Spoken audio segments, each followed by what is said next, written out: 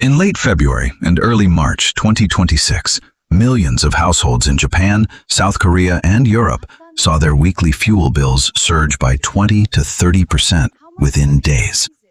This rapid household erosion hasn't been seen since the 1979 Iranian Revolution, and much of it hit before tanker traffic through Hormuz fully halted. Who truly holds power here? Is it the actor issuing the threat, the markets that enforce automatic escalation, or the families left to underwrite every premium?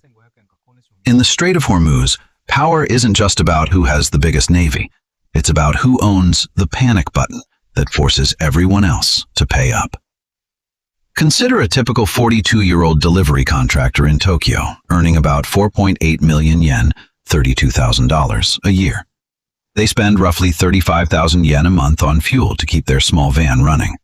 When the Hormuz premium hit, that cost jumped to 45,000 yen overnight. That 10,000 yen difference is their family's weekly grocery budget. There was no physical shortage of oil in Tokyo that day, only a mathematical one.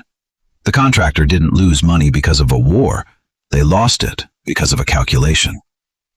One early trigger was heightened IRGC naval activity near Keshem Island in February, picked up by satellites and intel. Markets reacted almost immediately. Oil futures spiked sharply as traders priced in the worst-case Hormuz disruption scenario. Within hours to days, Brent jumped double digits in volatile sessions, with intraday swings up to 20 to 30%, surging to intraday highs near $119 to $120 in early March, even as physical tanker flows hadn't fully halted yet. This isn't an accident. It's a geopolitical toll booth. Iran knows that 25% of the world's seaborne oil flows through a 21-mile wide gap. Because there are no easy detours, they can signal a threat without actually firing a shot. It's a game of chicken where one side knows the other side's car is programmed to swerve automatically. When prices get bouncy, these institutions demand more margin, essentially a security deposit from everyone trading oil. Imagine a casino suddenly telling every gambler they must double their deposit immediately. Many can't pay, so they are forced to sell their chips at any price. Something very similar happens in the global oil market when volatility spikes. The industry isn't just a few oil companies. It's a web of 5 major banks that clear 68% of these trades. They don't lose when the price spikes. They make money on exorbitant spreads, the predatory fees for every desperate transaction. This pattern of fragility as a business model is everywhere.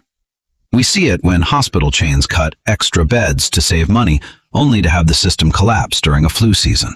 Or when just-in-time shipping means a single stuck boat in the Suez Canal makes your groceries 20% more expensive. This system was built by design over 30 years. We moved from energy security, having extra oil in tanks, to market efficiency, having just enough, but with complex insurance. We replaced physical shock absorbers with financial algorithms. It's like building a car without a bumper, because a bumper weighs too much. It's faster and cheaper until the first time you tap a wall. The consequence is a permanent structural tax. The 2026 crisis might end, but the precedent is set. Disruption is now a revenue tool. The leverage didn't disappear. It just moved from the banks to your gas station receipt. We are now living in an era where the most profitable move for powerful actors is to keep the rest of us on the edge of a cliff. If the current incentives remain, the next 10 years will see the risk premium become the largest part of what you pay for. We won't be paying for the oil itself, but for the privilege of it not being interrupted. The businesses within this system argue they aren't being evil.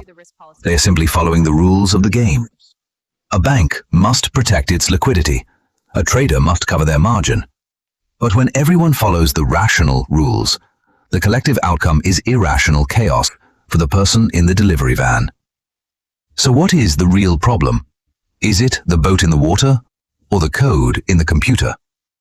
We assume the market is a neutral scale that weighs supply and demand. But what if the scale is rigged to jump every time someone breathes on it? Who benefits when a scare becomes more profitable than an actual disruption? So what really controls the price you pay at the gas pump? The ships moving through the water? Or the calculations running inside financial computers around the world? In modern energy markets, the event is only the spark. The structure is the fuel. And the game does not reset. It only waits for the next signal.